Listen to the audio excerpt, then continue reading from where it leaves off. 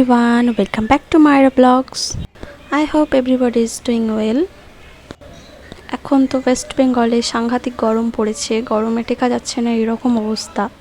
এই গরমে সবাই খুব সাবধানে থাকবেন আর ঘন ঘন জল খাওয়ার চেষ্টা করবেন আর ছাতা এসব ইউজ করার চেষ্টা করবেন।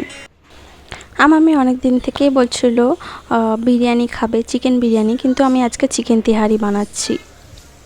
বিরিয়ানি করতে অনেক টাইম লাগে আর এই তেহারি খুব ইজিলি বানানো হয়ে যায় বলে তেহারিটাই বেছে নিয়েছি। আমি ফার্স্টে পেঁয়াজগুলোকে ভেজে নেব লাল লাল করে, এরপর এর সঙ্গে অ্যাড করেছি আদা রসুনের পেস্ট। এটা কষানো হয়ে গেলে আমি চিকেনটা এর মধ্যে অ্যাড করে দেব। চিকেনটা আমি আগে থেকে ধুয়ে জল ঝরিয়ে নিয়েছি।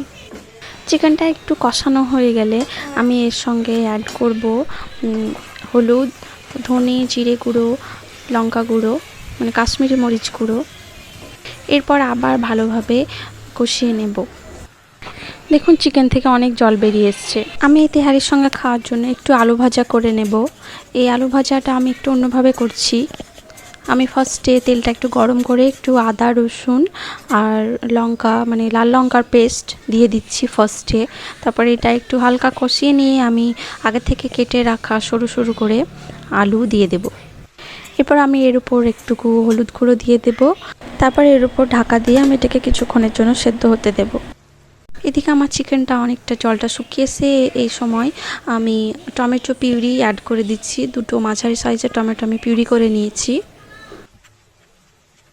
আর এই সময় দিচ্ছি আমি একটু বিরিয়ানি মশলা। এই বিরিয়ানি মশলাটা আমি ঘরেই তৈরি করেছি, কোনো একদিন আপনাদের সঙ্গে শেয়ার করব। এই সময় আমি আগে থেকে ভিজিয়ে রাখা চালটাও অ্যাড করে দিব। চালটাকে আমি এর সঙ্গে একটু হালকা কষিয়ে নেওয়ার পরে আমি জল অ্যাড করে নিচ্ছি। যতটা কাপ আমি চাল নিয়েছি তার ডাবল আমি জল নিচ্ছি। এরপর যদি আরও জল লাগে তাহলে আমি তখন মিক্স করে দেব, কারণ বিভিন্ন রকমের চালে বিভিন্ন রকমের জল অ্যাড করতে হয়। আর আমি আজকে নিয়েছি বিরিয়ানির চাল। আমার আলুটা সেদ্ধ হয়ে এসছে। এই সময় আমি লবণ আর কিউমিন সিডস মানে জিরে গুঁড়ো ইউজ করছি। আর আমি ঢাকা দেব না, এবার আলুটাকে আমি ছড়িয়ে রান্না হতে দেব। দুপুরের লাঞ্চ আমার রেডি।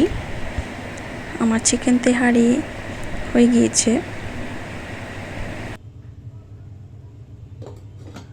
সঙ্গে আছে শসা আর পেঁয়াজ, সঙ্গে আছে একটু টমেটোর চাটনি আর আলু ভাজা। আমার বটল পেন্টিং আর ডেকোরেটিং একদম ফাইনাল হয়ে গেছে। এগুলো আপনারা দেখতে পাবেন, আমি নিচে লিঙ্ক দিয়ে দেবো। আমার মেয়ে স্কুল থেকে এসে খাওয়া দাওয়া করে খেলতে বসে গিয়েছে। ওর সঙ্গে একটু টাইম কাটানোর পরে আমি আবার রান্নাঘরে চলে যাব।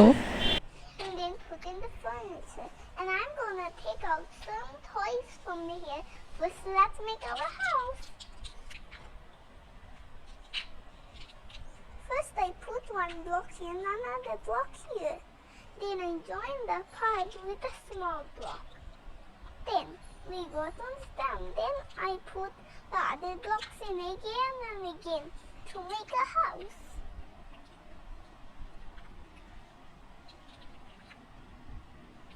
So now I'm gonna do this part. Sprout. Oops, here's another sprout. So now I'm putting it together like this. So this is done. So now I'm doing the windows. There we go. One is done. Oh, we'll put this here because here's a big one. Oops. The toys. So this is the house for the children and some toys for the children to play. These are the toys for the children. And so here is one doll, and so I know his name. His name is Miniam. আমি আজকে chicken patties বানাবো। তা আগে থেকে আমি এই ডোটা তৈরি করে রেখেছি। 250 গ্রাম ময়দাতে একটু অল্প সুগার আর সল্ট দিয়ে মাখিয়ে রেখেছিলাম। এখন সেটা ফ্রিজ থেকে বের করে আমি তার উপরে এটাকে বেলার পরে আমি কি করছি সেটা আমি আপনাকে দেখাচ্ছি। ময়দার ডোটা তৈরি করার পর আমি 20 মিনিট মাত্র ফ্রিজে রেখে দিয়েছিলাম। এবার ফ্রিজ থেকে বের করে এটা ভালোভাবে আমি বেলে নেব। আমার বেলা হয়ে গেছে। এর ওপর এবার একটা মিশ্রণ আমি দিয়ে দেব। এখানে আমি ডালটা নিয়েছি, তার সঙ্গে একটু ময়দা মিক্স করে নিচ্ছি। আপনারা চাইলে বাটারও ইউজ করতে পারেন, বাটার দিলে আরও টেস্টি হবে। এরপর এই মিশ্রণটা আমি পুরো বেলা রুটিটার উপরে ভালোভাবে ছড়িয়ে নেব, যতটা আমার প্রয়োজন। ছড়ানো হয়ে গেলে আমি এটাকে ফোল্ড করে নিচ্ছি। যতবার ফোল্ড করতে পারেন তত ভালো, যত বেশি ফোল্ড করা যাবে লেয়ারটা তত বেশি হবে। ফোল্ড করার পর আমি আরও কয়েকবার ফোল্ড করব, এই জন্য এটাকে ভালোভাবে হালকা হাতে বেলে নেব, যাতে ভেতরের মিশ্রণটা প্রেসার পড়ে বেরিয়ে না আসে। ওই জন্য বেলে নেওয়ার পরে হালকা হাতে বেলার পর আমি এটাকে আবার ফোল্ড করব।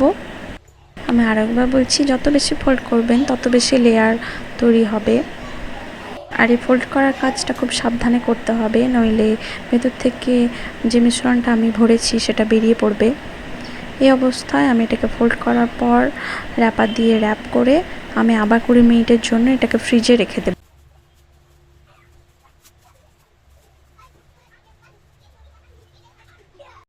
20 মিনিট পরে আমি এটা বের করে নিয়েছি। এবার এটা বেলে নেব, তারপর আমি এটা স্কোয়ার শেপে কাট করে নেব।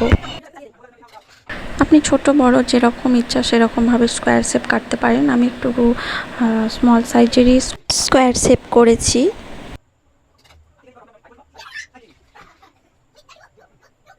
এরপর আমি আগে থেকে তৈরি করে রাখা আমার চিকেনের পুরগুলো এর মধ্যে দিয়ে দেব। একটা এগ আমি বিট করে নিয়েছি, এই গসগুলো আমি এই স্কোয়ার শেপের ধারে ধারে লাগিয়ে দেব।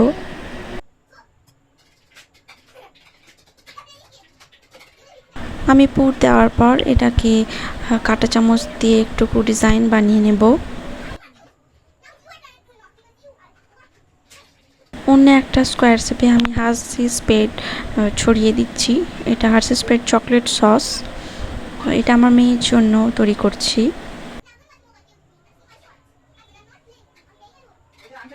এটা আমি অন্যরকম ডিজাইন তৈরি করছি।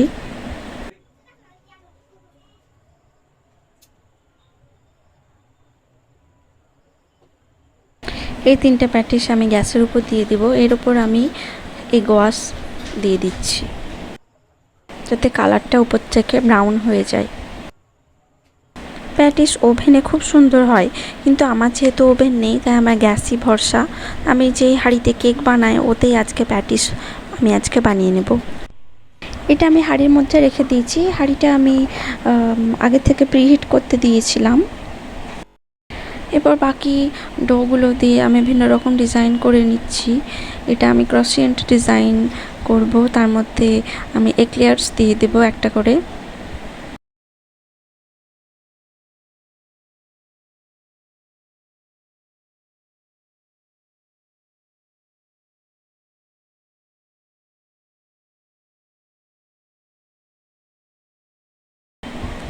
গ্যাসে বেক হতে অনেক টাইম লাগবে, তাই বাবা মেয়ে খাওয়ার জন্য বসে আছে বলে আমি কিছু প্যাটিস ফ্রাই করে নিচ্ছি।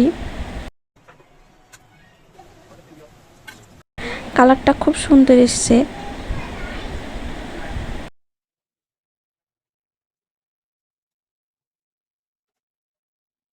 আমার ফ্রাইড প্যাটিসগুলো রেডি হয়ে গিয়েছে, এবার খাওয়ার পালা। দেখুন কতটা লেয়ার হয়েছে।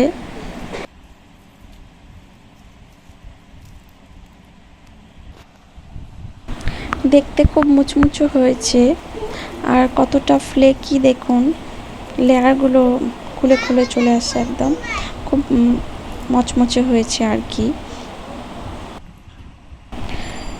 একটু চিলি সস দিয়ে খেতে এটা খুব সুন্দর লাগছে। আমার মেয়েকে পড়তে বসিয়েছি আর আমরা স্ন্যাক্স করছি, সঙ্গে ও করছে।